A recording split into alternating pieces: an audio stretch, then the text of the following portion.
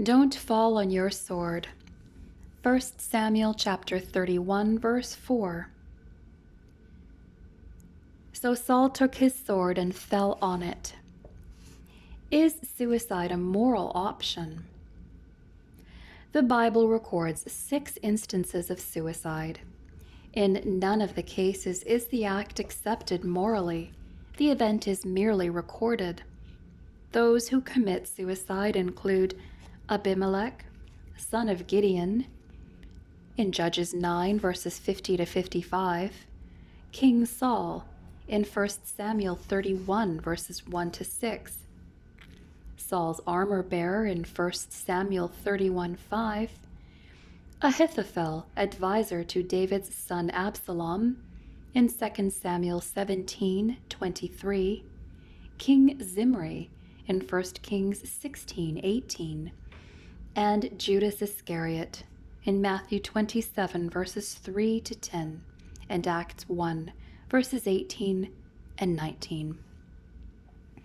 Advocates of suicide have suggested that Paul's longing to be with the Lord is a latent craving for suicide. Refer to Philippians 1, verses 21 to 26.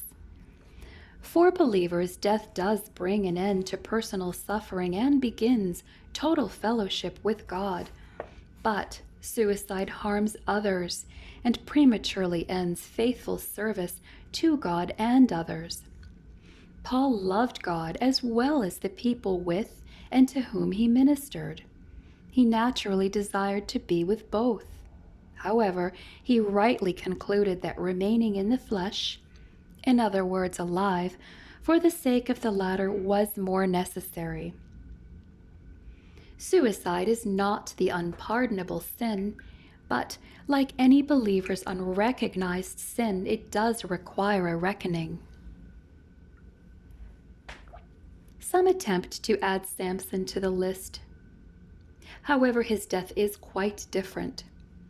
In an attempt to thwart the arrogance of a cruel enemy, in Judges 16, verses 23 to 25, Samson asks God to give him back his strength so that he can wipe out the leadership of the Philistines.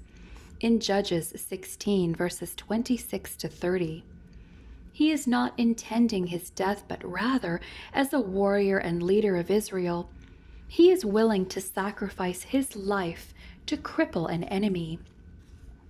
This selfless and contrite act is not much different from many who, in the face of an enemy, sacrifice their own lives for others. We appropriately call these selfless feats acts of courage, not suicides. Many describe suicide as a permanent solution to a temporary problem.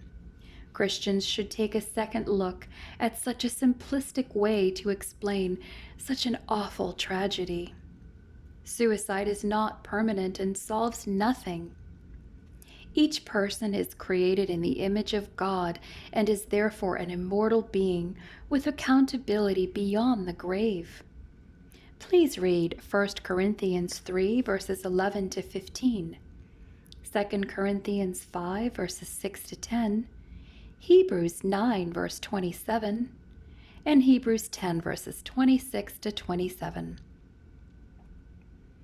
And from any perspective, suicide can hardly be seen as resulting from a single temporary problem.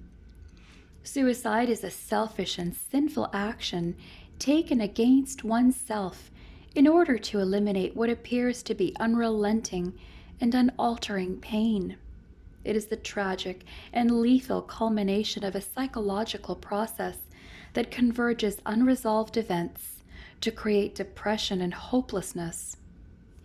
People who end their own lives are burdened by many unresolved problems that are mostly, if not always, resolvable. Without help, unresolved burdens grow heavier until the weight becomes insufferable and the person is weakened to the point of despair. The future looks like their anxious past. Hope to go on vanishes. Habakkuk's response to the news that Jerusalem would be destroyed is insightful with regard to suicide. Though he is terrified at the thought of an invasion and fully understands the consequences of combat, rather than despair, rather than turning his back on God, he places his trust not in himself, but in the God of his salvation and strength. Read Habakkuk 3, verses 16 to 19. The possibility of hunger and starvation are not enough to make him deny his God or his life. Suicidal people don't want to die. They just don't know how to live. Habakkuk knew how to live. God is the mender of lives. Regardless of the circumstance, seek him and you will find him. Trust him and he will guide you. Live for him and you can know peace in the midst of tumult. A biblical understanding of God and of life inspires hope and diminishes despair. Choose God. Choose life. Deuteronomy 30, verses 19 and 20.